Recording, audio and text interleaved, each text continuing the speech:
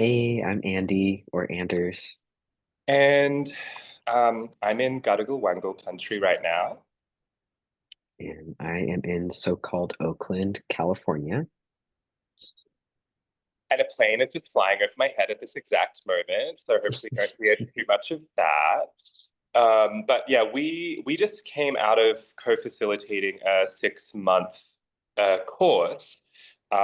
Mainly, it was peopled by witches and spirit workers, but there were some folks who were more coming from the astrology end of the spectrum. Um, and what did we teach about, Andy? Like, what was the main frame? The main frame was that you and I recognized that this year was a special moment astrologically, and that all of the outer planets were moving into new signs within the same year of each other, and that does not happen very often. And we thought that as witches and spirit workers, that this was a really special moment to dive into and work with this energy, with these three outer planets, Uranus, Neptune, and Pluto, instead of just staring at our phones and freaking out and being like, what is happening? Which is easy to do these days. Yeah, so we should say that, or I feel like it would be a good idea to say that, in classical kind of traditional astrology, of which there are many streams, there's usually a deep reliance and centering on the seven classical planets. And in astrology, we include the sun and the moon as planets in terms of how they relate to the earth in this devotional science we call astrology, right? And so that's the sun and the moon, the two luminaries, and Mercury, Venus, Mars, Jupiter, and Saturn. And historically, Saturn has been, it is kind of generally agreed upon that Saturn is like the final edge, the reaper, the threshold into death and wisdom and time. And then, of course, things change. And so when Uranus was discovered, I believe in this iteration by a man whose last name was Herschel. Um, Mhm. then you have this explosion and destruction of an entire paradigm, which is part of how we think of Uranus as a disruptor, a provocateur. And then later, Neptune is discovered. And so we often think about these outer planets as when they reveal themselves to us, remembering, both Andy and I are kind of, well, not kind of, very much, embedded sensuous animists. And so we understand that the planets also have agency and we're in a synchronous conversation, right? And so for me, I'm like, okay, so Uranus decided to show up at this time. What was happening? Neptune, Pluto. And so we can kind of divine and orient to these planets by the times that they reveal themselves and how they reveal themselves to us, and what signs as part of the zodiac they find themselves in. And so Uranus, Neptune, and Pluto for a long time, especially with Neptune, would be very like resistant to these planets.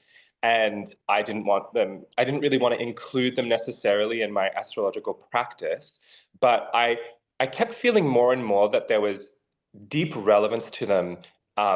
And maybe for me, especially at this time when, they're Pluto, Neptune, Uranus in that kind of backwards order, were all ingressing or transitioning into their new signs within a really tight time period. Which I think, when was the last time that happened, Andy? 1729. There you go. So it was before Uranus was even discovered. So the last time it happened, nobody even had any idea that that was happening because nobody knew that any of those planets existed. So this really is like a new moment that we are living through right now. Yeah, totally. And so just quickly, Andy, because I love the way that you describe the magic of the planets. So if Uranus is the shape breaker, the paradigm shifter, the provocateur, the disruptor, the bringing the new unexpected thing, what would you say about Neptune and Pluto as planets? Neptune is the mystic.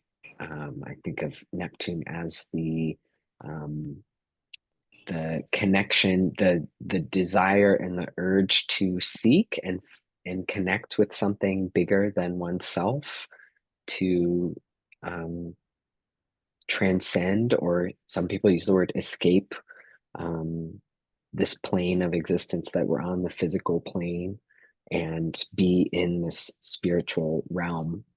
Um, and Neptune is kind of like the guide, like beckoning, like come be over here.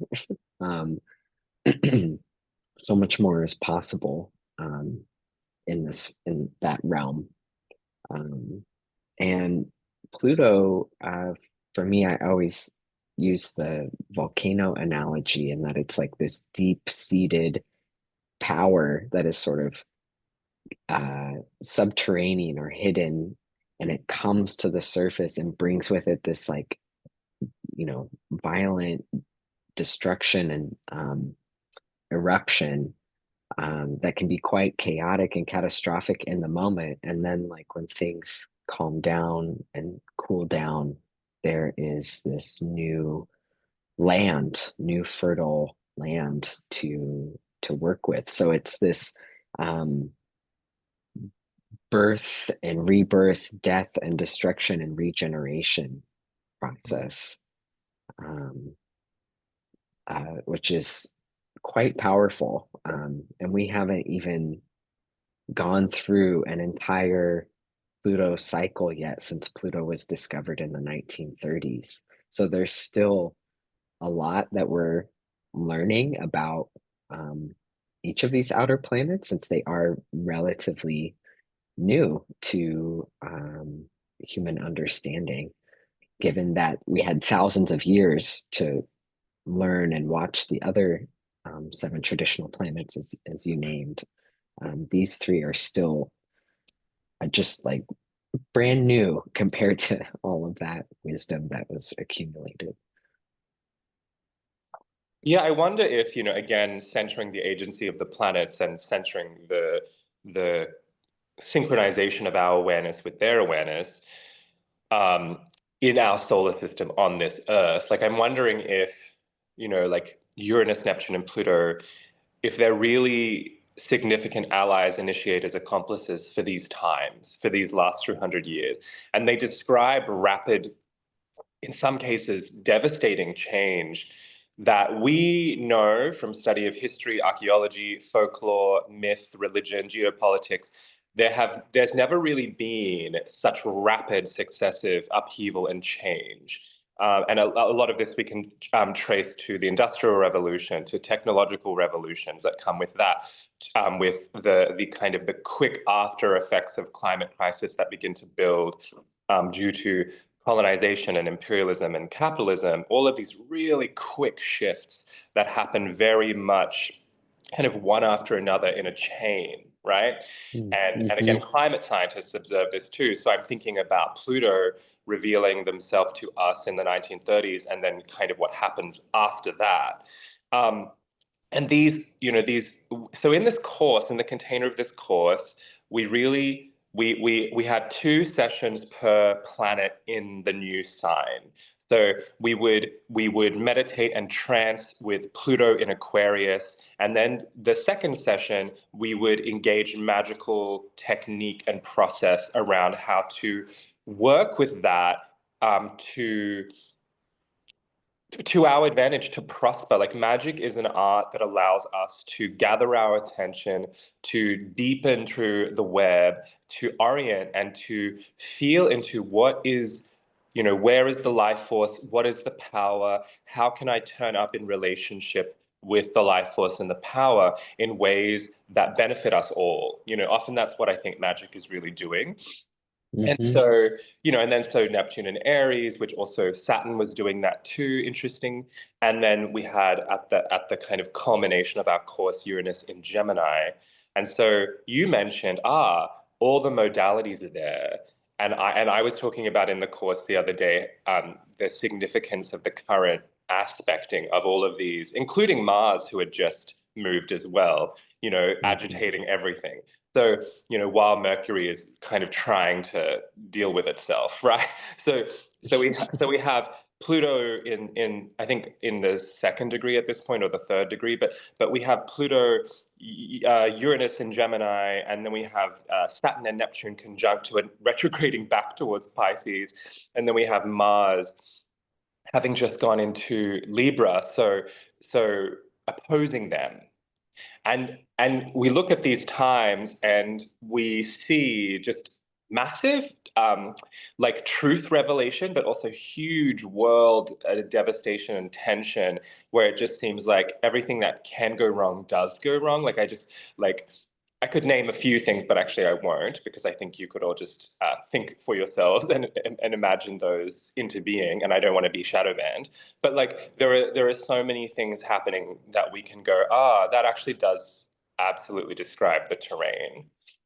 So I'm curious, like as initiators, because they're not going to, as they move. Everything moves. Everything has a season and a Hmm. cycle. So currently, how are you feeling the allyship of these planets as initiators? Maybe even in those particular signs, but how they're showing up for us right now in terms of Earth, because astrology is mostly about Earth. Yeah, yeah, it is all from our perspective here on Earth. That's our home. Um, I I think each of these planets, because they move so slowly, right? Like the further we get away from the sun, the slower a planet takes to make a complete cycle around the sun. So Uranus spends 8 years in a sign. Neptune spends about 14 years in the sign. And then Pluto, its orbit is irregular, so it varies. It can spend between like 14 to Mm. 20 years Yeah. plus in a sign. So um, there's only so many of those cycles that even just in one human lifetime that we will each live through. Like I was just thinking about, like I will not live to see my Pluto opposition. Like I just won't. Like it's not gonna happen in my lifetime. And so as these planets are like whenever they do move into new signs, it is an initiation into that that part of your chart, whatever house that sign is in your chart. I know you and I both use the whole signed house system. So it's like whenever something moves into a new sign, it is moving into a new section of your chart. A new part of your life is going to be touched by that planet. And so um, having all of them move into new parts of the chart at the same time, it's like three different parts of your chart are being sort of like awakened to this new energy that will be there and unfold over a long period of time. Um, and you'll personally maybe see the connections between these different parts of your chart as these planets are in relationship and aspecting one another. So so whatever's happening in the Gemini part of your chart is going to be influenced by what's happening in conversation with what's happening in the Aquarius part of your chart, as Pluto and Aquarius and Uranus and Gemini are trining one another. Um, so that'll be interesting to see, but I thinking of the planets as initiators like really helped change my own relationship to them because I have not worked with them that much magically. I work with them in my astrology practice, and even when I talk to clients about them in a natal chart, I'm like, well, this is more of a generation marker.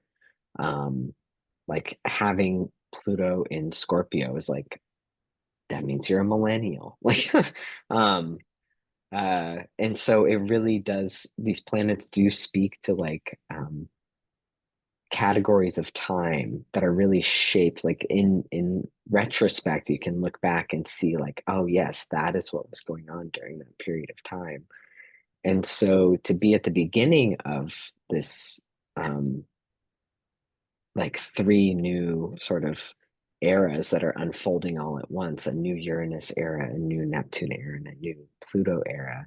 It's like there are ways in which we won't fully understand what this time is about until we're closer to the end of it. Um, uh, but thinking of them as initiators makes me feel much more held by Mm. them, because they are allies that I can turn to and um, go to for resources and support and ask questions and sort of be wrestling with this time that we're living through. And that's what I really appreciated about the way that we structured our course, was that we really were wanting to focus on giving people practical tools and Yeah. techniques to work with, going forward, that they can continue to come back to, um, over the next 8 to 20 years as we continue living through the rest of this time. Um, and so, yeah, so that was like a big, like, as someone who's undergoing initiation, to think of these planets as part of my initiation team in a way, Yeah. because this is the time that I'm going through an initiation, in my Yeah. own spiritual tradition.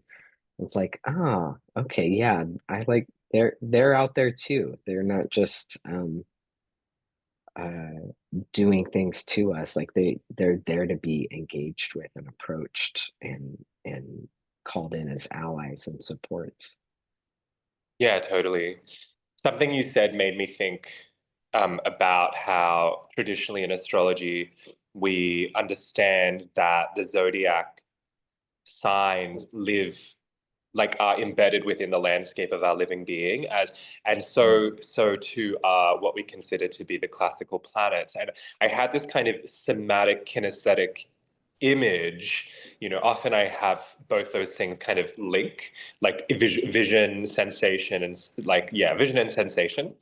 And I had this like image of one of those Renaissance, pictographs of like an astrological human with all the signs in them and the map of that and all the planets. And I saw Uranus, Neptune, and Pluto kind of arrayed kind of outside of them. Obviously, we're bodies, well, the way I understand everything is we're bodies within bodies endlessly. So it's not that they're beyond us, but there's something about those three planets that they kind of they're different to the other planets. Like there's just a difference. Mhm. And I know sometimes in modern astrology, we, in certain interpretations, we relate, Uranus and with Mercury and Venus with Neptune and Mars with Pluto.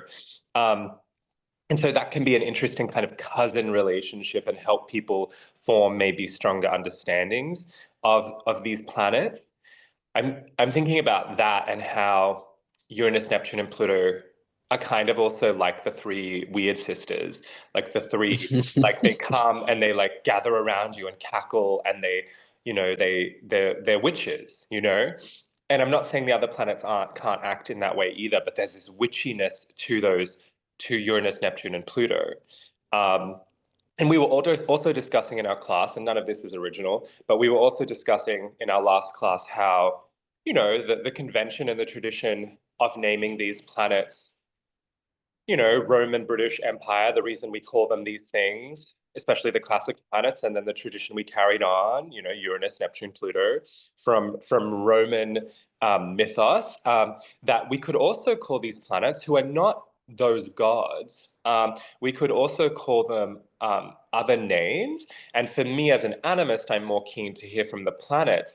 But just as an experiment, I was sitting there thinking, oh, Pluto, Proserpina. Like I was obviously staying within the Roman context. But I mean, I have a deep relationship with Persephone. Is she the same as Proserpina? I don't know. But Proserpina is just, I just kind of thought of the astrological planet Pluto as Proserpina, and something shifted and opened in me. So this is also, I think, a very Uranian, Neptunian, Plutonian thing to do, is to consider, okay, these names are really Roman. They're also in some ways patriarchal, or they borrow from that inheritance of patriarchy. I'm not saying those gods are necessarily patriarchal, but certainly viewed that way, skewed that way by society. And and yeah, what if we thought about other names and other I don't want to say archetypes because that's not what I mean, but other personages for them. And the initiator thing is really interesting. Like initiation in different mystical spiritual traditions looks different. But in the tradition you and I share, which is the reclaiming tradition, which deeply influences how you and I both turn up and teach, um, we do when someone is going through initiation in the reclaiming tradition, we gather together a team of people who are initiated to be our challenges, our provocateurs, our allies, our accomplices. And we practice, ideally, I'll speak for myself, like my practice with that was I had to keep wrestling and surrendering and trusting my initiators. And that helped me trust not just my human challenges and initiators and mentors, but the gods and and the planets as great mysterious ones as well. It was actually just after my reclaiming initiation had completed that I turned my attention to the study of astrology.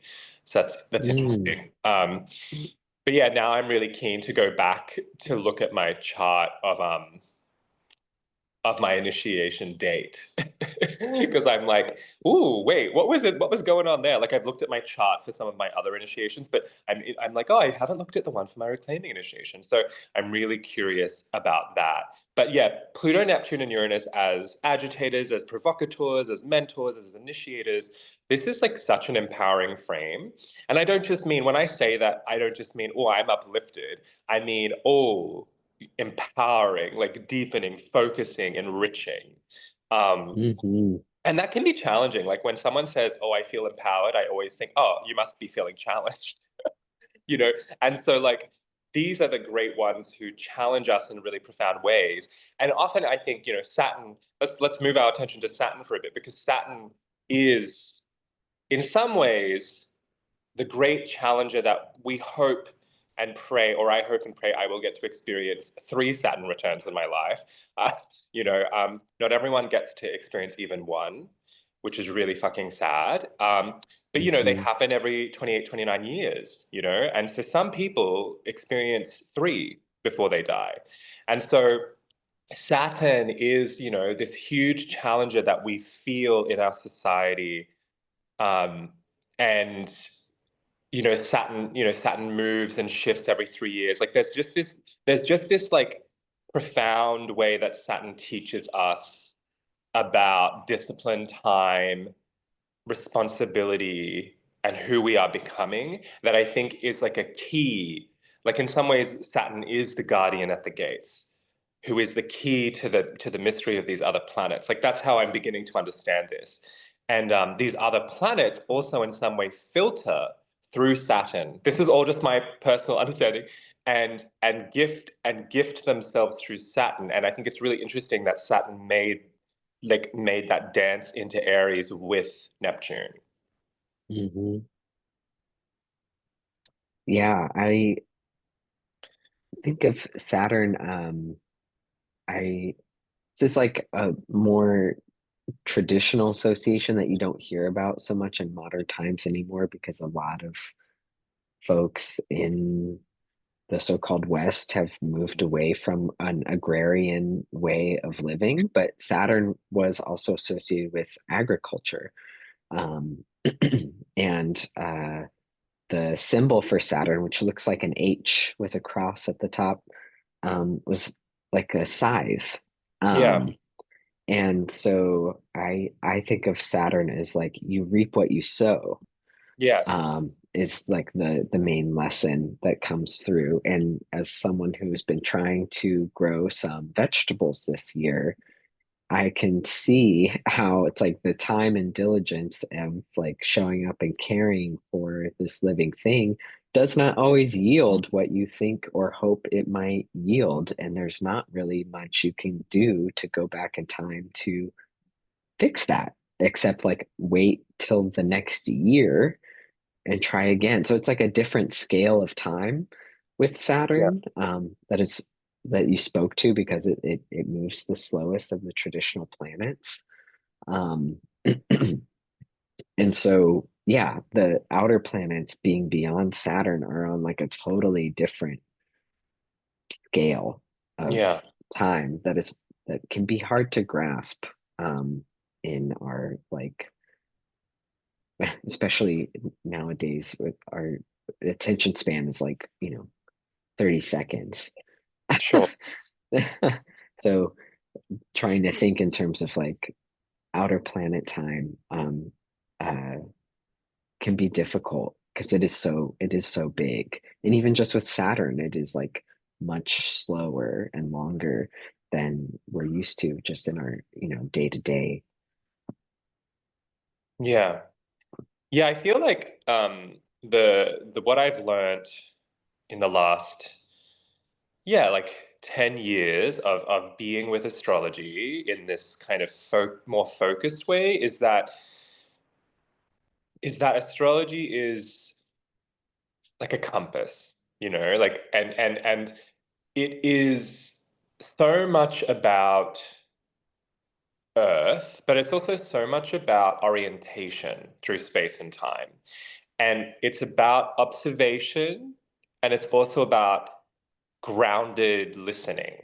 Like I think about how we as witches we're often really paying attention to the moon, which by the way is astrology. And of course you can like get even more into that. You can be like, oh, what are the mansions of the moon, the 28 mansions of the moon, and like, oh, what is this phase and what sign is this in? And one of my first formal astrology teacher said, I want you over the next lunar cycle just to observe the sign that the moon is in, and the moon changes every 2 to 3 days, the sign that it's in. And like, because the moon is so connected to our fluids and our visceral, dense presence, our emotions, like you can really through the moon gather that attention. And so for anyone here, I want to pass on that wisdom. I learned that from Kim Fairminer, like just be with the moon over a few cycles and you will begin to understand emotionally and viscerally these signs. You will understand them, and then from the moon, you can go out. Like that's the beauty of astrology. It really is kind of like a cornucopia and a vessel that both many magical traditions pour into, but also emerge from. Like I'm thinking about how linked alchemy and astrology are, and how they Mhm. kind of influence each other. And then, of course, like witchcraft. I think lots of people in witchcraft, they're kind of like, oh, whatever about astrology. But there's just so much about what we do in the traditions of witchcraft. Like, oh, if you're paying attention to the solstices and the equinoxes, and even the cross quarters and the moon, like you're really paying attention to astrology. Um, and if we're paying attention to numbers and how they relate to colors and how they relate to time, you're paying attention to astrology. So all of that is just such an interesting poesis. Like I think of astrology as it's not a religion. It's I guess it can be kind of like an applied philosophy, but it's like for me it's become such an integrous way of orienting, yeah, to space and time. And there's so many forms of it, not just like, oh, who's arguing about what house system, whatever, because house systems can be applied in so many ways and just, go, figure it out, go with it, study them. But like, it's also about where you are on Earth, the cultural lens, but also breaking the cultural lens sometimes too. I feel like astrology can help us break certain cultural lenses as well and just like sit with the planets and be like, well, what's happening right now around me that is inarguably happening, and what is that telling me about this aspect or this opposition or this planet and its relationship to this other planet. Mhm. Totally. Yeah. And seeing how that impacts people around you differently. Um, like we're all living under the same astrological weather, but it impacts each of our charts differently. So, what might be a really like wonderful transit for me could be really challenging for you. And so, practicing that has also just given me a lot more compassion and acceptance of other people and where they're at and what they're going through, and that um, I believe we're much more than just our birth charts. Like that's not just all who we are, but it is part of who we are. And That's a lot of what I strive to do in my practice is just help affirm people and where they're at and what they're going through, and just being like, yeah, this was likely to be a very challenging time. Yeah. People often come to me when they're having a challenging time. So, Oh, me too. um, Yeah. and like, I think once I had one person be like, things are going really well. Like, and I just thought this would be fun. But Yeah. that's not usually why people Yeah. come knocking on my door. So, and I also have had my own experience of being an astrologer and seeing certain transits coming up and being like, oh, what's this going to be? Yeah. And then it was fine. It was actually like very internal. I thought that, so Yeah. within that, it's like I am also always still holding space for the mystery and am learning and observing, Yeah. because that is, the shoulders of the thousands of astrologers that I stand on. That's like what we've been doing since the beginning, is looking up, seeing what was happening, and then looking around and seeing what was happening. And it's truly as above, so below. Like the connection between that, between what is happening in the cosmos and what is happening here on Earth is undeniable. Um, Yeah. when you look Same at same like the, song even, like, right? Same song. Like the yeah. I was recently watching, by recently I mean I think I first saw it 2 years ago and again 6 months ago. But like were they a linguist? Anyway, they were like their whole PhD process was looking at this, what we call the Emerald Tablet and things around the Emerald Tablet that we get Mm, the English translation of as above, so below. And there's also kind of older or contemporary Arabic sources for that. And they were saying, oh, it's not as above, so below in the Western sense of this, therefore this. The original translation in Arabic is it's the same. you know, and that is what I always thought as above, so below meant. But it's just, mm, maybe because of that's my Balinese cultural mind helping me to live in that world. But yeah, so I just wanted to kind of offer that because like it's the same. Like it's not that the planets are point A and we are point B, or vice versa. It's that we are singing the same songs, you know, and mhm, those songs reverberate differently in different bodies. But again, in my understanding and experience, we're bodies within bodies within bodies, and so the planets, I am in the bodies of the planets are in the bodies of me, and on and on and on it goes.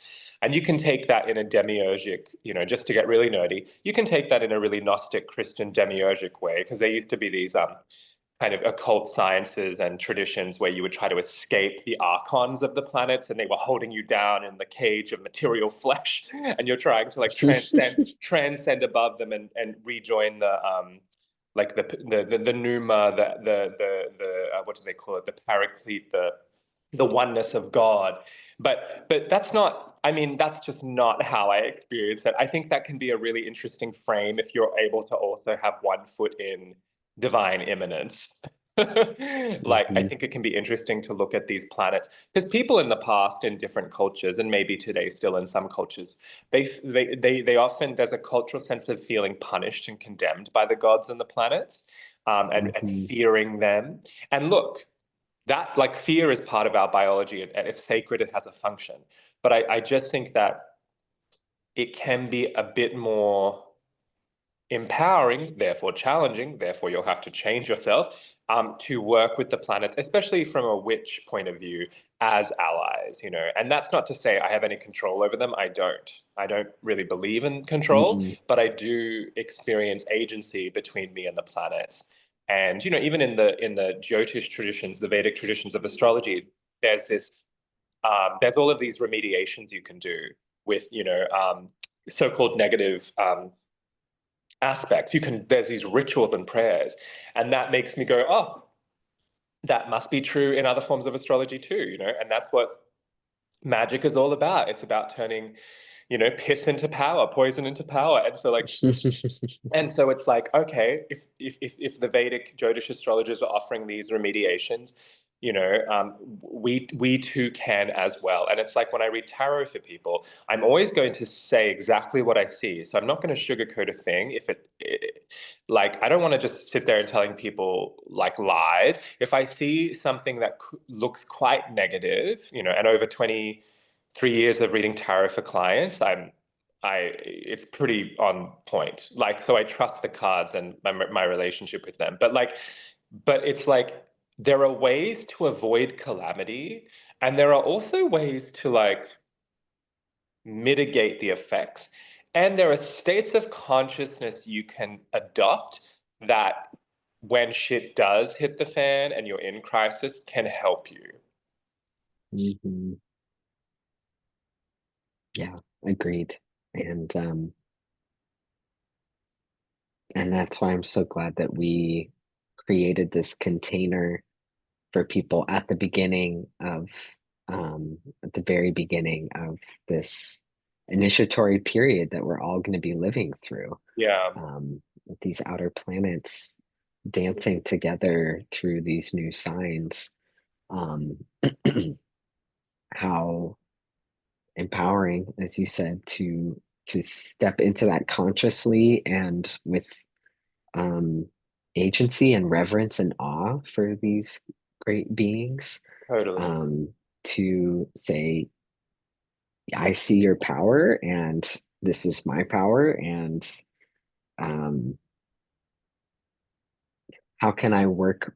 How can we work together to uh, create the kind of change and world that we would like to see? Because um, in for a long, long time, astrology was a tool of the empire, you know, Totally. of kings.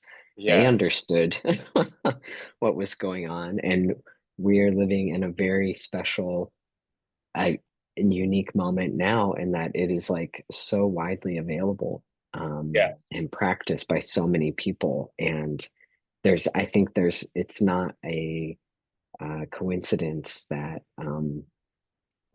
astrology has been denigrated and ridiculed and mocked and you know um, because there's real power there, Yeah. and the powers that be know that. Yeah. um, That's true. Some of them even have astrologers. yeah, yeah, I mean, Ronald Reagan. yeah, Ronald Reagan. Yeah, I think, you know, most of them, Yeah. on some level, they go to someone, you know, Hmm. which, Yeah. which, yeah, you would not catch me doing that for them, but you know, whatever. But yes, I think that's a good place to end it. Like, yeah, like as you just said, like this is the power is in the hands of the people, or rather, we need to remember that. Like, I think a lot of Yes. people are feeling very disillusioned and very dissuaded and very despondent because, yeah, like there are powers that be out there and world leaders that are doing horrible things, and there seems to be nothing to stop them. You know, and then of course there's systems under them that anyone could just step in and fill that role if that person died or was assassinated or whatever. And so I just feel, you know, it feels really disheartening, but the reality is there has always been revolution, there has always been upheaval, there has always been change and uprising, and that will continue to be the case. It has always been that way. Um, it's horrible that these things happen. Like I have no, there's no, I'm not going to excuse it. I mean, again, you can like astrology again is not so much happening to us. I think it's an observation faculty. We're just noticing qualities of time, and we're noticing what's more probable. Um, and then we just have to make choices and navigate it. Yeah. Yeah. Well, Yeah. thanks for this conversation, honey. Yeah. Thank you.